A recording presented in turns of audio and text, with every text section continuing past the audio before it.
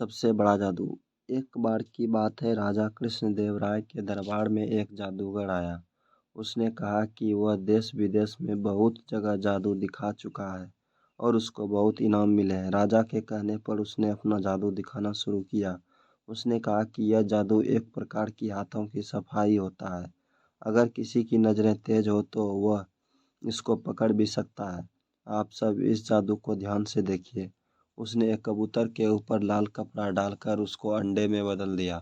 वह बोला, किसी ने देखा मैंने कैसे कबूतर को अंडे में बदल दिया? किसी को मेरे हाथ की सफाई का पता लगा मैंने यह कैसे किया? क्या यहाँ दरबार में सभी लोग की आंखें कमजोर है? इसके बाद उसने उस अंडे के ऊपर लाल कपड़ा डाला और उसको सोने के सिक्के में बदल दिया। इसके बाद भी उसने सभी लोगों से पूछा, किसी को मेरे हाथ की सफाई नजर आई? उसने तेनालीरामन को कहा कि तुम तो बहुत बुद्धिमान हो, लेकिन इस जादू के खेल में बुद्धिमानी काम नहीं आएगी। तुमको तेज नज़रों से इसको पकड़ना होगा। फिर उस जादूगर ने कहा कि ध्यान से देखना कैसे मैं इस सोने के सिक्के को हवा में गायब करता हूँ।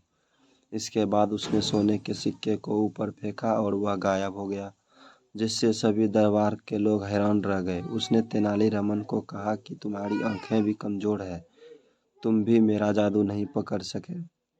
इसके बाद वह दरबार में मौजूद सभी लोगों को कहने लगा कि कोई ऐसा व्यक्ति है जो मेरे जैसा कुछ करके दिखा सके।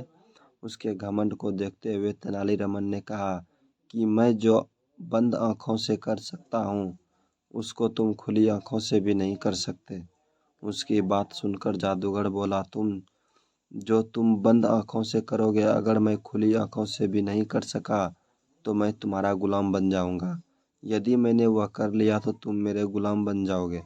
जब यह बात तय हो गई तो तेनालीराम के कहने पर एक सैनिक लाल मिर्च का पाउडर लेकर आया।